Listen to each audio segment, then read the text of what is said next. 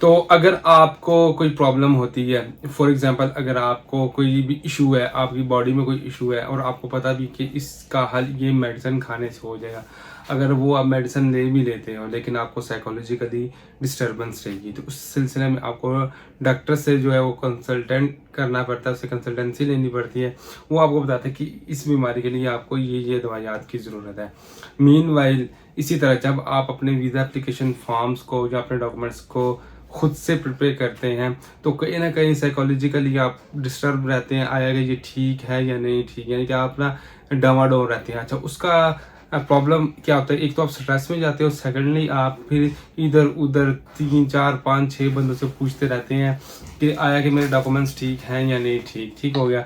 तो इसका जो खमियाजा है आपको तब भुगतना पड़ता है जब आपकी अपॉइंटमेंट इतनी मैसी के अंदर होती है, तो उस टाइम आपके डॉक्यूमेंट्स के अंदर से कोई मिस्टेक्स निकल आती है, तो फिर आप डिस्टर्ब होते हैं, यार काश उस टाइम मैंने किसी दूसरे बंदे से या किसी जो इसको माहिर है उस बंदे से पूछ लेते तो मामला हल हो सकते थे। तो आज की वीडियो में एक माइनर सी छोटी सी एक मिस्टेक की वजह से लीगलाइजेशन की जो अपॉइंटमेंट है वो ज़ाया हुई है। अब आपको पता है कि लीगलाइजेशन की जो अपॉइंटमेंट है वो फरवरी 2024 की स्टार्टिंग तक एंडिंग तक उन्होंने इशू की थी। उन वही अपॉइंटमेंट्स अभी जनवरी तक चलनी है और अभी कोई पता नहीं है कि जो आपके पासपोर्ट वाली अपॉइंटमेंट्स हैं वो कब मिलेंगी। तो जो इनके डॉक्यूमेंट्स थे, इन डॉक्यूमेंट्स के अंदर क्या चीज़ थी, किस वजह से इनका इतना बड़ा प्रॉब्लम बना, तो उसको माइनर से डिस्कस करेंगे और आपको रेफर मैं करूँगा कि आप किसी न किसी कंसल्टेंट को लाजमी हायर किया करें जब भी आप अपनी फाइल प्रिपरेशन करते हैं, specially Italy family union visa के लिए। तो अपने डॉक्यूमेंट्स की checking, foreign office attestation, translation के लिए या अपनी फाइल की चेकिंग के लिए आप हमसे जो है वो कंसल्ट कर सकते हैं। डिस्क्रिप्शन में भी और स्क्रीन में भी हमारा नंबर शो हो रहा होगा और दीगर जो हमारे सोशल नेटवर्क हैं वहाँ पर भी आप हमें फॉलो कर लें। तो इन भाई साहब ने जब अपने फाइल की सबमिशन करवाने एम्बेसी के अंदर गए, एम्बेसी ने आपको पता है वो एक एक पॉइंट को चेक करती है और जो उनको ठीक लगता है वो हम पर टिक टिक करती रहती है।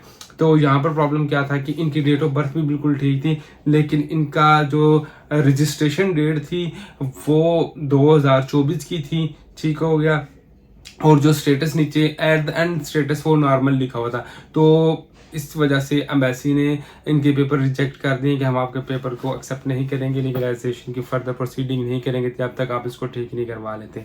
देखिए, जब आपकी डेट ऑफ बर्थ होती है, यानी कि मेरी अगर 1990 में पैदाइश हुई है तो जनवरी, फरवरी या मार्च, ये 3 या 4 महीने के अंदर अंदर आपको रजिस्ट्रेशन करवानी पड़ती है, तो तब आपका स्टेटस जो है होता है वो नॉर्मल होता है। अगर आपकी पैदाइश 1990 में हुई है और आप अपने बर्थ सर्टिफिकेट को 2024 में इशू करवाते हैं, तो इशुएंस डेट अगर 2024 नीचे मेंशन है तो वो लेट कैटेगरी में, अगर नॉट के नॉर्मल कैटेगरी में।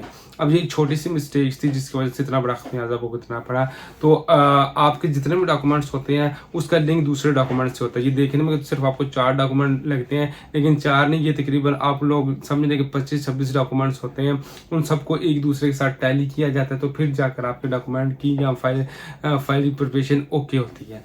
तो होपफुली वीडियो आपके लिए वैल्यूएबल होगी। नेक्स्ट वीडियो तक के लिए अपना ख्याल रखिएगा, चैनल को भी याद रखिएगा। अल्लाह हाफिज़।